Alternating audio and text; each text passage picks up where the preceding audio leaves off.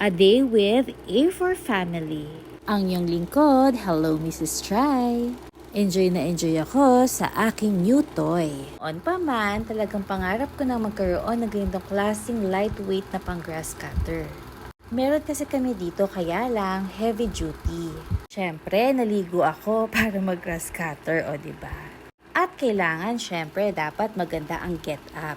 Kung i-correct na naman ako ng mga kaibigan ko, sabihin nila na paghahalata ang age. Okay, sige, outfit. Gustong gusto ko ang ginagawa ko at talagang nag-e-enjoy ako. Pero syempre, kailangan mag-ingat pa rin. At ito namang aking asawa ay busy sa paglalagay ng hammock na ni-request ng aming panganay. Kung hinahanap niyo ang aming panganay, andun siya sa pinakadulo. Siya ay nag-mamower. May kanya-kanya kaming toka sa araw na ito. Nag-uumpisa na rin kaming turuan ng aming panganay na mag-take na ng mga responsibilities dito sa bahay. Pinapaunawa namin na kailangan niya na kaming tulungan. Dahil sa totoo lang, kahit papano ay nakakaramdam din kami ng kapaguran. Pero kahit ganun pa man, alam namin sa mga sarili namin na nag-e-enjoy kami sa aming ginagawa. Importante kasi sa aming pamilya ang act of service. Ay, parang ang professional ko na dito ah. Pwede na ako mag-home service. O diba, basta pagkakakitaan talagang ang bilis ng aking utak. Uy, ikaw dyan, kung wala kang trabaho, eto ang mura lang ng pang grass cutter. Pwede kang mag-home service. Sipag lang yung puhunan.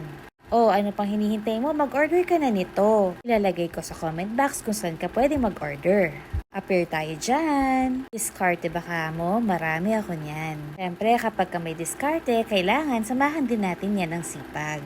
Isa sa mga paniniwalaan ko kapag ka meron kang diskarte at sipag, hindi ka magugutom. Lalo na ngayon na may sarili na kaming pamilya. Obligasyon at responsibilidad namin na buhayin ang aming mga anak.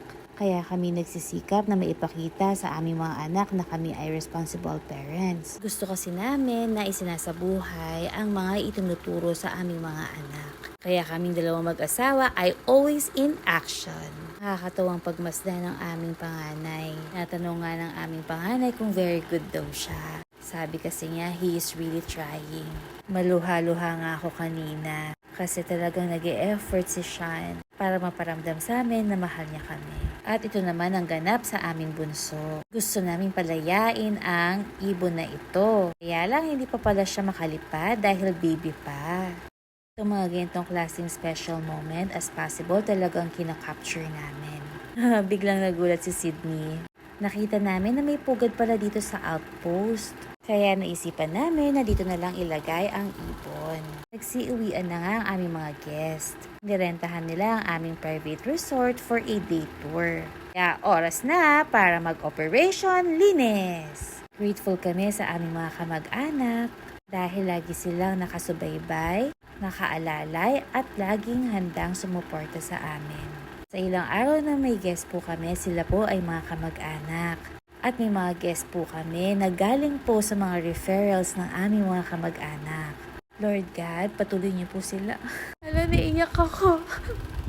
Yan, okay na. Lord God, bigyan niyo po sila ng magandang kalusugan at patuloy niyo po silang i-blessed.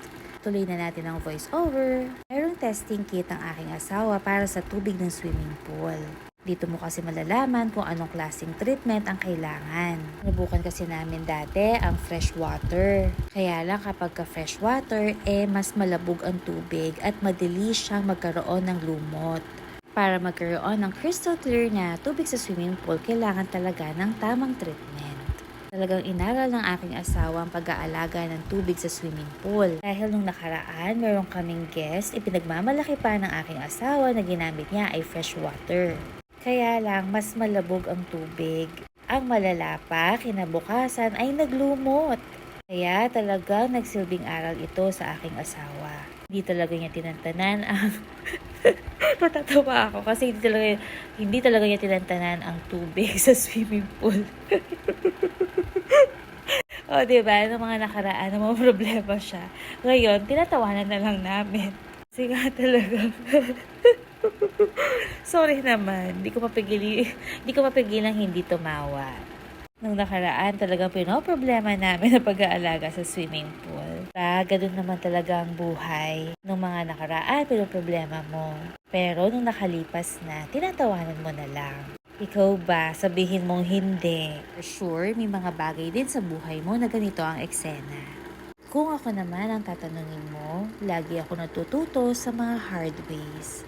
Marami akong kapalpakan sa buhay, marami akong pagkakamali. Pero sa huli, lagi kong pinipiling matuto. Ilang araw na kaming laging puyat ng aking asawa.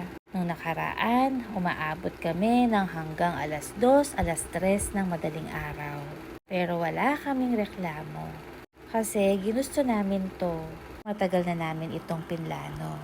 Kaya kailangan namin gawin kung ano ang dapat.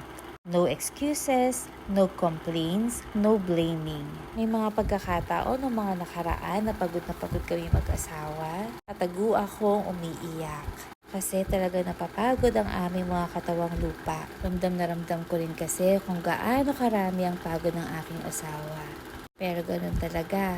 Kapag gusto, kailangan harapin kung ano ang dapat gawin. Rehas din kasi naming alam na kapag may tiyaga, may nilaga. Kapag may itinanim, may aanihin.